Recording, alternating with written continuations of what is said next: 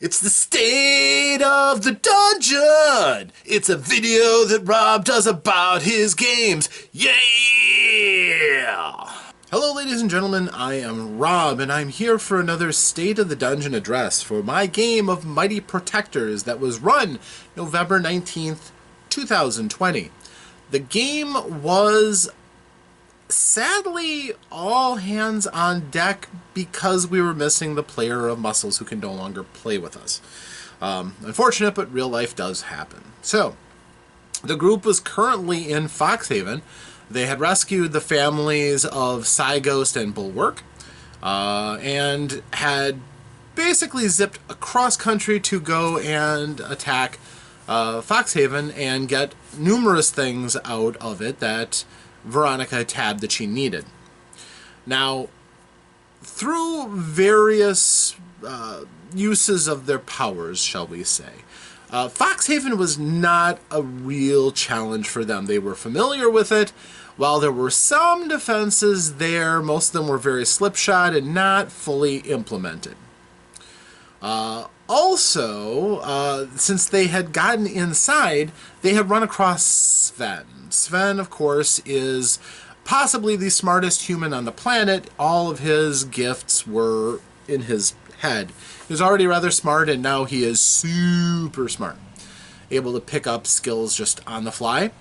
And one of the powers that he just picked up was the ability to psychically and astrally project himself into the psychic world. So he talked with Ghost and said, look, I'm a free agent now. I'm not working with you.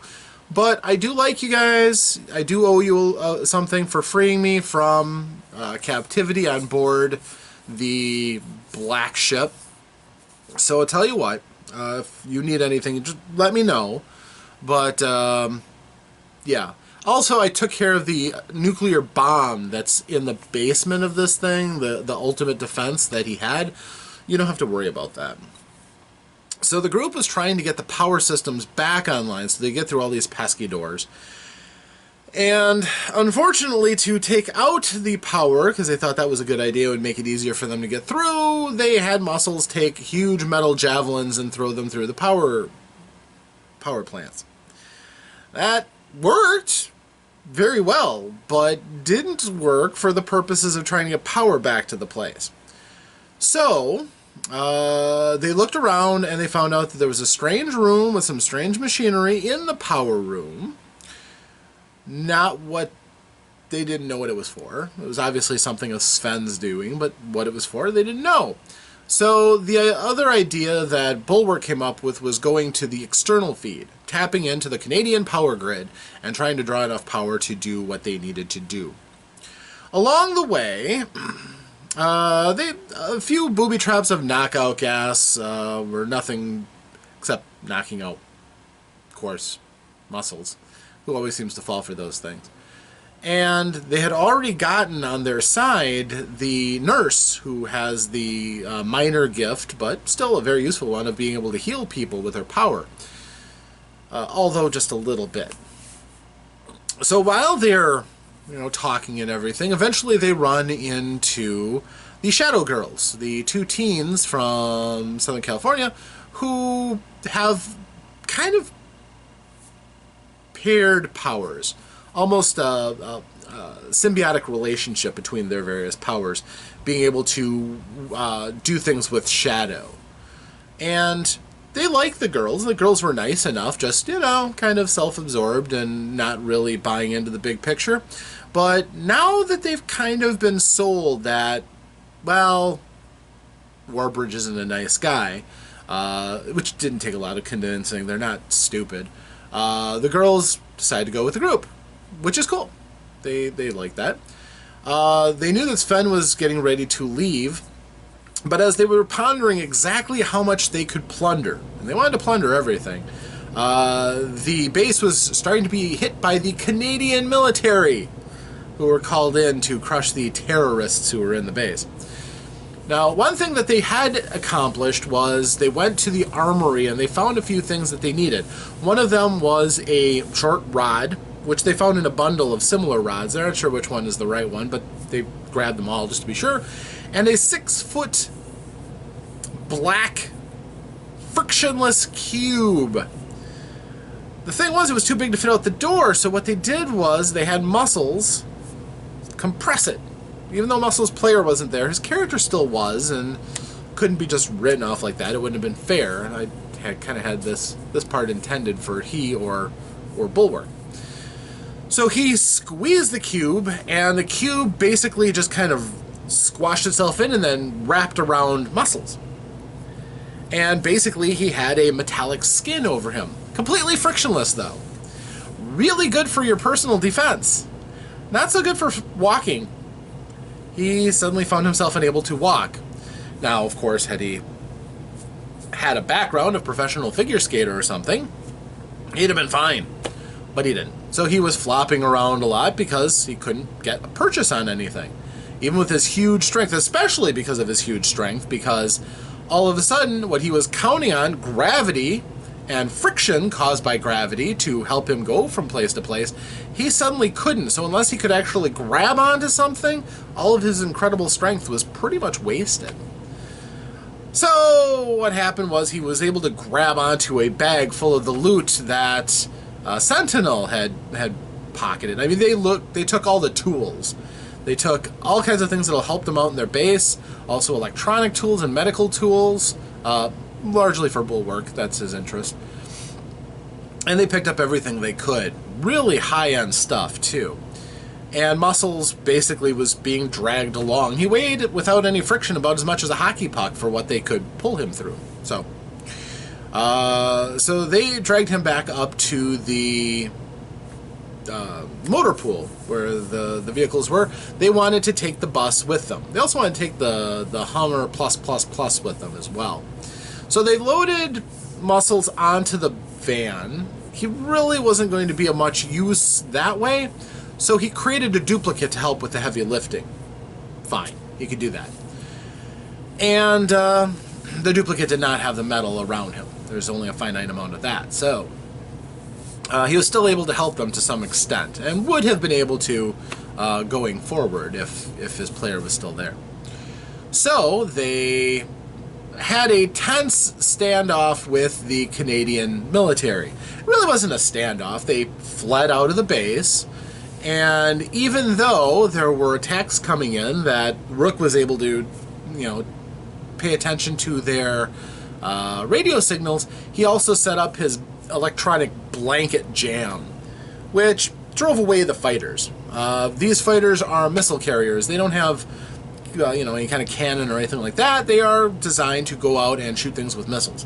So when he completely shut down all their GPS and the fancy electronics that talk to their home base computer, they just kind of flew away, trying to get away from this jamming signal. And that was able to, for the most part, defray their pursuit. Wasn't able to completely stop it. But as they were fleeing, and they broke out of the base and were heading north along the coast of Newfoundland, they overheard that, well, they tried, first of all, to scam their way out of things. That didn't work. But they asked Veronica to pull some strings, and she did. She caused them to back off. They tagged the van that they were escaping with as holding a bioweapon that they didn't dare to destroy. That brought them some shelter. And then she pulled other strings to get them to an airport. There weren't a lot of mischances here. They basically did the job. Didn't have a lot of opportunity to use their superpowers to help them out, or didn't figure out any ways to really do it, so they got out to the airport. They, again, relied on Veronica pulling clearance to be able to get them out before the cordon of Canadian military were able to go in and seize them. They flew out just in time. And from there, it was only a short trip to Albany. They had also found Tom. Tom was in interesting shape. He's clearly been... his mind's been altered by chemicals in some way, shape, or form that they're kind of starting to assume is just Tom, so... But he's really kind of barely lucid in most circumstances these days. He's certainly not as sharp as he was when they first found him on the Black Ship. So, He's, of course, he's enjoying his liberties, and he has his nuclear-powered penguin with him, Rupert. So, by the time they land, Tom still has means of doing things. The problem that took up a lot of the night really was getting into the airport, because, of course, the Royal Canadian Mounted Police had the airport screened off. They had to think of ways to get around it, which they tried bluffing. It broke into a brawl, but these were normal troopers against super characters. So super characters won without any real damage. They managed to get out. They got to Albany. From Albany, there was their trusty government U-Haul to take them back to base. They got back to base. They met up with Veronica. Veronica basically listened to them, took their debriefing, looked at the stuff they'd acquired, and they were kind of, well, the urgent thing seemed to be that Muscles was suffering. He was in that flexible metal, but outside of his nose and mouth, he was completely sealed. He couldn't perspire, he couldn't excrete, and at some point he was really going to need to. So, yeah. So she basically said, all right, well, there's a way to get it off. First of all, he has to be unconscious. And she just kind of went, and he went, pfft. His failure to make endurance rolls continues. You'll be happy to note that. He drops, and she went to Bulwark, and she's like, you need to get dense, get very strong, and punch him in the face. Okay. This isn't something that Bulwark has a problem with. So, when he punched him, there really was no damage. It was hard to get the shot, but since he was an unmoving target, he was able to line up, and the metal recoiled off of Muscles and leapt up onto Bulwark's arm, up to his elbow. He had this wad of frictionless metal, and then she instructed him to go off a pace and punch the ground. He did so, and it recoiled off of his arm, and lacking any other shape, it became that 6-foot square cube again. So they have basically a flexible skin of frictionless metal. Could be really useful. Also, while Muscles was unconscious, she called in 2 agents. They're CIA agents, and she surrendered Muscles to them, to international law. Her justification for this, and the group was a bit, well, they appeared to not be very happy about this, but she explained to them that Muscles is somewhat consciousless, and as a person who is capable of doing tremendous amounts of damage, and willing and eager to do tremendous amounts of damage, his association with the group is only bringing them down. Plus, he's a wanted criminal. He is a public figure, and as such, he's always going to provide problems for them. So she basically bought the group amnesty by turning him over. Now, again, they weren't real happy about this turn of events. She said, well, there's other details to know, but there was a no-go forward. As long as he was still in the group, nobody was going to deal with their group. He just presented too many problems. But now that he was gone, there was a coalition of top generals and brass in the United States and the United Kingdom who wanted to make credible super citizens, people who could use their powers to help people. Because apparently they finally trickled down to them that these people were going to be appearing no matter what, and if they were going to get on in front of it, they really needed to do something that wasn't try to round them up. That was only going to cause problems. So instead, they're taking a softer approach and saying, okay, you can be super, you can have cool powers, you just have to let us know. We'll protect you with an alternate identity that will serve as a legal identity, and will help you to use your abilities legitimately.